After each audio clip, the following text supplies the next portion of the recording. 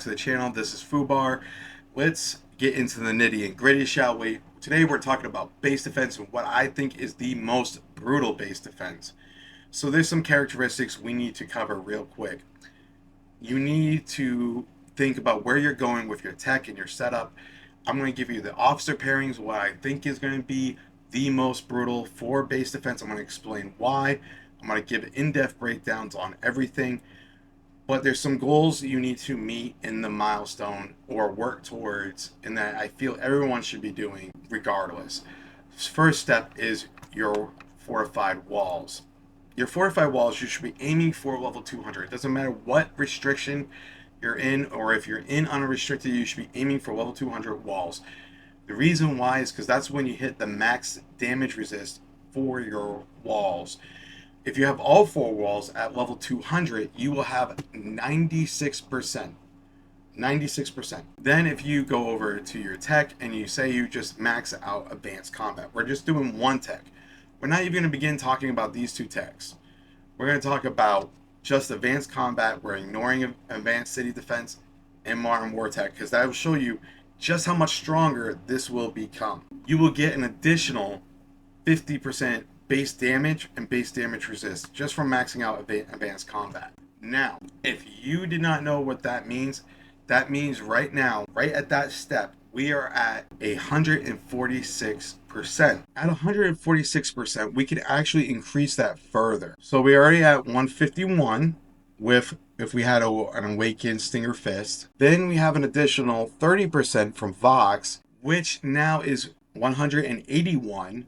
Then we're already at 191 with just Golden Eagle. That is just base. That is no skins, no base effects.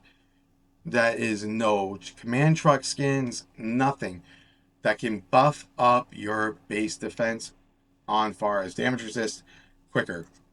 That's even ignoring the tactics of buffing up your base damage resist.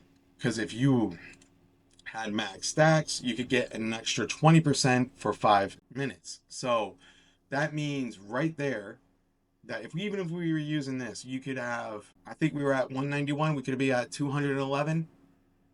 I believe it is. Yeah, 211. So just keep that in mind. 211% if we use that tactic. But we're at 191 without the tactic. So now we can even buff this further because we ignored a key attribute.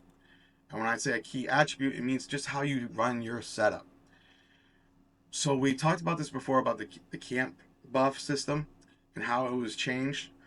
Well, right now, like I said before, you can run a 6-2, a 5-3, and you get 23% base damage and base damage resist. But we don't even have that. So what if you were running a 3-3-2, which is probably one of the most common setups in the game, which will give you a 21% base damage increase and a 21% base damage resist. So if you were talking right there, right now, we are already at, if we're doing the 21, we're already at 212%. And if we added the tactic card, now we are at 232%. Before we're talking about other techs, or before we're talking about other things that can, if you were pay to win, to buff your stats. So let's talk about some other things now. If we look at the overall setup right here, the key things for defense are 2 units worth of officers. Uncle, Vox, Thorn Countess, and Steel Fighter. So that means you got 2 units worth of officers you need to have deployed for this setup. Now we're going to break down why each one. Thorn Countess, when she's awakened, she'll give you a 10% normal attack damage resist for your base, plus allows a base shield to come take effect. Steel Fighter will enhance that shield further through Thorn Countess's effect, because Steel Fighter has the strongest shield in the game. That is huge. But what Steel Fighter also brings to the table is a 40% officer skill damage reduction to base. So that is huge when dealing with, say, Eye of Providence, and even if that was paired with Lady Liberty. Now we're going to talk about Uncle. Uncle by himself will provide you a 10% normal attack damage base reduction and provide a 40% officer skill damage reduction. So between him and Steel Fighter, you're going to get a 70% officer skill damage reduction. That is huge. Vox is going to increase your base damage resist by 30%. And she reduces your officer skill prep time for all garrisoned officers by 0.5 seconds. That is huge. And we'll cover this when we go into the officers by themselves. Now you may be asking why we have these four officers here, and I will cover that right now. So Argent Flame, Stinger Fist, Maestro, and Red Heat have all one thing in common. They do AoE damage. Why is AoE damage so important? Well, between these four officers, approximately 6 units at a time when their skills are going off will be attacked. That is huge damage. Huge damage. That means that will buy us some time for a pop-out unit to attack other units. Because as soon as you pop out a pop-out unit, all the units that are attacking your base 9 out of 10 times will automatically switch over to attacking your pop-out unit. This is a big one because it's buying you time to pull out that unit and for you to pick off stragglers and then go back into base, meaning keeping your base active as much as possible. Now, this is not my end setup. This will be changing right now over the next few L4s, and you will see a separate video on that.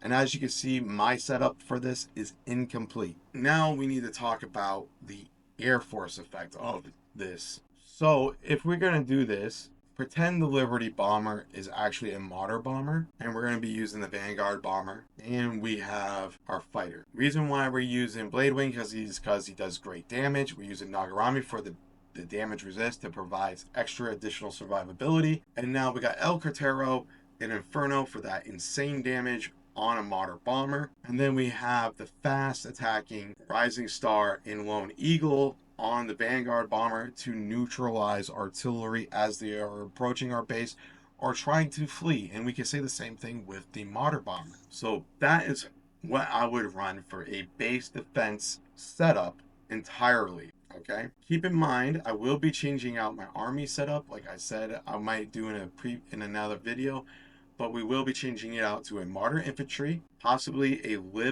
my Lib Heli, or a Lib MBT, 2 Liberty Howitzers, 1 Martyr Howitzer, and then we're going to be swapping like I said before, the Liberty Bomber for a Martyr Bomber. That's going to cover that for this video. I hope you guys found this video helpful. If you did, like, comment, and subscribe. Also, we got 2 Discords. We got Warpath Lounge and FUBAR's Lounge. The links will be in the description down below. Also, we got to talk about something real quick before we head off. The Lilith Store. There is a link for the Lilith Store down below. You guys need to check that out. All right, this is FUBAR. I got your 6. Peace.